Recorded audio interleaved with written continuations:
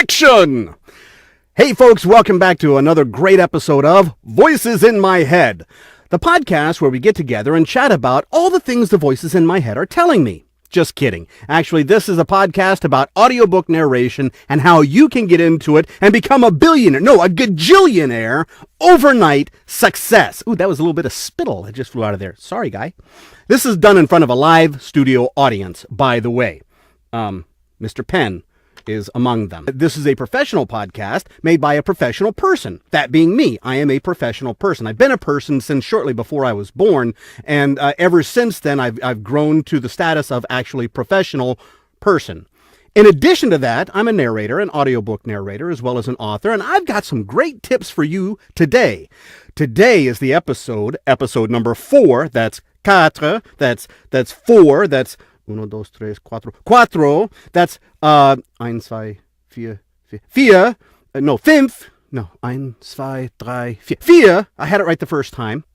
In today's episode, we're going to talk about the most important thing, the reason that we get into audiobook narration. Is it the art?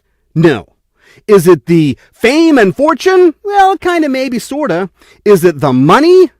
Yeah, duh. I mean, that's what you're getting into this professional audiobook narration before. I'm going to talk to you today about getting audiobook narration work.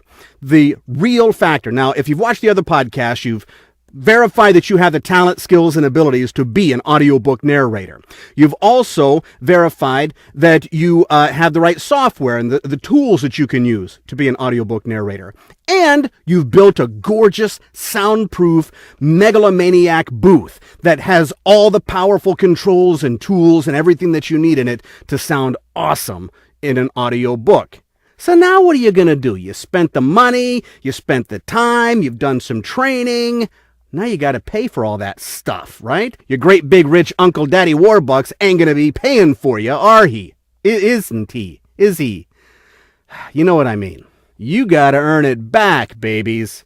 So here's how you do it. First, you can do it the old-fashioned way. Are the children in their beds? For now, it's 8 o'clock. Well, that's about an hour, kids. $285, please.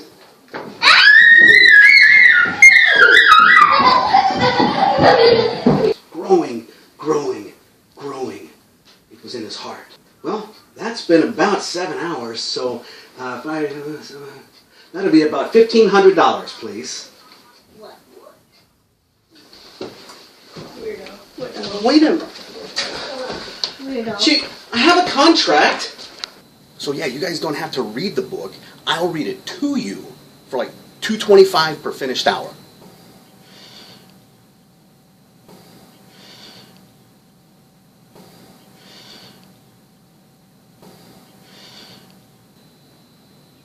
What? That's union rates. Okay, so basically you don't have to read the manual. I read the manual to you, and then you guys can just do whatever, and you can, play it back and forth. It's really good, really affordable, really simple. It's like $2.85 per finished hour. I have to use a bathroom. If that doesn't work out for you, here's a couple of other tools you can try. First off, there's Patio Books. Patio Books is a place where you can go out there and you can get work that may or may not pay. You're doing the work for free, basically. And then people donate. If they like your work, they send you a donation. Back in the days when I was a Patio Book author and narrator, I wrote my novels, I recorded them as podcasts, gave them away for free, and I made probably, $50 a month off of a free thing. It was enough over a couple of year period to pay for the equipment that eventually brought me into the professional audiobook narration world, over a short period of time. You don't make much money at it, but you can get some experience and you can get some published titles out there. Second on the list is ACX, Audible's Audiobook Creation Exchange. Excellent resource for 3 things. Number 1, it's an excellent resource for getting in there and getting titles, getting to meet authors, auditioning for work, and hopefully getting some work. They have 2 different options for you to do. The royalty share program and the per finished hour program. You can do the royalty share work where you split the author's commission 50, or the royalties rather, 50-50, and for 7 years you get half of whatever that book makes, which can be good if it's good. of course, if they don't make anything, then you get half of zero, basically. The per finished hour work, I've done several per finished hour titles on there that have made me, good professional rate dollars off of doing the work for these authors. Via ACX, you can get in there and you can build up the number of titles that you need to become an Audible approved producer, which means that you've got 25 published titles through ACX that are being sold on Audible, and Audible looks at that and says, okay, he's got 25 titles, he's got what it takes, she has what it takes, and let's go ahead and make them an approved producer. More people will come your way. And you may qualify, if you've done those well and Audible likes what you do, for the next thing that I'm going to talk about, that being Audible's direct work. Audible's direct commission work, where they actually hire you directly through Audible to do specific titles, and they pay you the regular union rate per finished hour work. And there's two ways that this can happen. One way is just one-off titles where they hire you based on the work that you've done before. They listen to your voice. They say, oh, we kind of like what you're doing. Bang. They hire you. They pay you, $2.10 an hour, depending on your level of expertise and your level of the number of titles that you have out there. And you make some pretty decent money that way. The second thing that comes through Audible is their 13-week contract. Now, I'm going to do a podcast later this summer that specifically deals just with the 13-week contract. The 13-week after a contract with Audible. The 13-week contract is a pretty big deal. It's a step into big kid land. This is where you're getting in there and you're getting regular, consistent work, enough work that you can make a living. This is your full-time job at this point. With the 13-week contract, you have the option of two setups that they have for the 15 finished hours a week or 10 finished hours a week. Your choice of which contract you sign. Just be advised, if you have a full-time day job doing something else and you want one of these contracts, go for the 10-hour contract, because the 15-hour contract, unless you're Superman, it's going to suck the life out of you. It is a grueling contract. The 10-hour or the 13-hour or 15-hour, they both pay very well. They have a graduated scale of payments, and depending on the amount of experience you have, you can make up to $33,000 per 3-month period. That's right, folks. That's $11,000 a month for recording audiobooks for up to 9 months out of the year. Now, you do the math. That's some serious cash. But it is a strict, grueling schedule. It is 6+ hours a day in the studio, recording 5 days a week at a minimum. You may if you do have a day job and you're doing this as a side business, you may end up being in that studio 7 days a week in order to make it happen by the end of the week. It's hardcore. There's not a whole lot of time for breaks. If you're sick, you work through it. But let me tell you, it's rewarding. I've done 2 of the contracts myself and loved it. It's awesome. Wide variety of books. You can really build up your repertoire quickly through it. And but you got to be able to keep up, and you got to have the talent that they're looking for. Great thing in this 13-week Audible after a contract. Oh, and by the way, they also put 12% in addition to the pay that they give you. They put in 12% into your after H&R, your health and retirement fund, if you're that you can collect if you're a member of SAG-AFTRA. How do you get into it? You got to contact Audible, and you have to already have a certain number of titles on the books. They start with a minimum number of 16 full-length audiobooks that were recorded in a studio, or 8 self-recorded audiobooks that you've completely produced on your own, just to begin at the lowest level contract, which is about half of what the upper echelon that I was mentioning earlier is. But hey, you know what? It's a great place to get in there and get the major professional experience.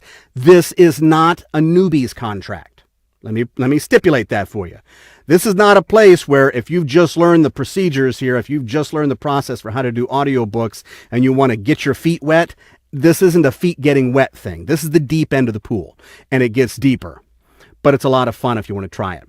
The next types of contracts that you can get into are from the major producers like Tantor, Brilliance, B Audio, Blackstone.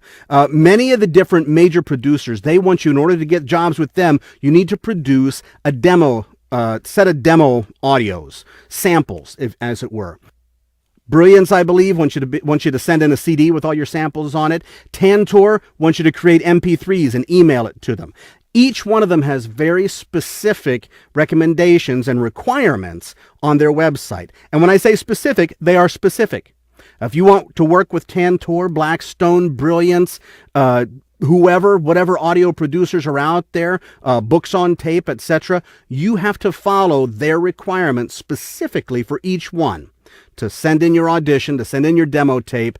They're never, ever, for audiobook narration, they are never looking for commercial demos as part of your demo. Okay? That means if you've got plenty of TV commercials, if you've got radio time, anything like that, they don't want to hear that. They want to hear audiobook samples. They want to hear you acting a long section, usually anywhere from 1 to 5 minutes worth of acting per sample that you send. And they'll help you out. I mean, once you get into those kind of jobs, word gets around and people start to get to know you, you could suddenly be making full-time cash on a full-time basis. Wouldn't that be nice? Now, there's another publisher who I've worked quite a bit, especially early on in my career, who does things as a good mix. Crossroad Press, run by David Neal Wilson, is an awesome place for narrators to get in, and he publishes a lot of books, and he publishes a lot of audiobooks. Great place to get in. As a matter of fact, we just so happen to have David on the air with us today. David, what does it take for a narrator to get work with Crossroads Press?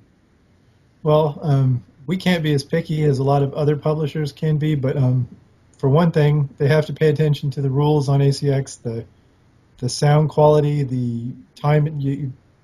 There's a lot of things that you have to meet. You have to have the right bit rate on your recordings. You have to have the right spacing at the beginning and ends of chapters and all those things. You have to really understand what that is. We've got a lot of people that send us stereo audio. It can't be stereo audio. So they have to familiarize themselves with ACX's rules first. Because the very first thing that's going to happen if somebody auditions for one of our books is I'm going to ask Jeff Kafer, who's our sound engineer, to go listen to it. And he's either going to rant on and scream at me or yell at me and tell me do not hire that person, or tell me it sounds like they're talking in a tin can. It's important what space they've got, that they've actually set up a good recording space. And then after that, I need to know that they actually paid attention to the book, read the sample, thought about how they would perform the sample, and didn't just rush out to do the fastest audition they could possibly get. Because too many times I'll go in and I've got a book that's meant for a young female narrator, and an old British guy auditions for it, and I have no idea why. All right, well, thank you very much. I appreciate the information, and I think hopefully you'll get some good talent coming down the road, maybe even thanks to this Pike, or I hope so. This podcast. Maybe we'll get you back again. Maybe. Now, here's a question that a lot of people have about getting audiobook jobs. Do you need an agent? For many other actors, acting in movies, TV, television commercials, radio, etc., people get an agent. The agent finds them auditions, and then they pay the agent 15% of whatever they make to pay them back for doing the legwork. Well, in audiobook narration, the vast majority of people that I talk to do not have an agent. Agents aren't as interested in audiobook narration for some reason, most likely because it doesn't have the potential to make that instant gratification big money like television commercials, radio spots, etc. Where you're making $100 to $200 per a 60-minute spot or more. Audiobooks doesn't do that. Audiobooks is long and grueling. You make money, but it takes hours and hours and hours to work at it. And so for the most part, you don't need an agent to get you anything in audiobooks. As a matter of fact, I have yet to meet an audiobook narrator that has told me that an agent of theirs got them audiobook work. Well, I think that's pretty much it as far as the basics of where to start looking for that audiobook narration work. You want to get paid to do this, you want to do this for a living, you got to get out there and you got to beat the pavement. Hit ACX and start auditioning for work there. Send your demos out to the major publishers. Contact Audible about their 13-week contract if you have enough titles under your feet already to get into that. Be advised that once you get into that big boy land, it's not easy work. It's tougher work than what you may imagine, especially if you're coming out of just doing it in a home studio and doing one-off royalty share stuff or small jobs. It can get pretty big, and once you get into demand, bam, you're going to be packed and crowded with work, and it's going to be hard. Keep up with it, and the jobs will keep coming. Don't bite off more than you can chew. Big piece of advice. Don't bite off more than you can chew, because it will bite you back. The dragon has 2 mouths and 1 tail, so goes the saying. Okay, maybe that wasn't the right saying. I don't know. It was a Chinese thing. I don't think I translated it right. So anyway, get out there, have fun. Great talking to you, and I hope to see you next time. Next month, we're going to be bringing you a 13-week contract special with none other than Michael Charzuk, the senior producer for Audible itself. And we're going to be chatting about that a little bit and seeing what we can learn from the big guys. This is Basil. This is Voices in My Head. And this is me saying goodbye. So for just $2.85 an hour, I'll read your bedtime stories to you. Mom, that guy's back! That's it! I'm calling the cops! Oh my gosh.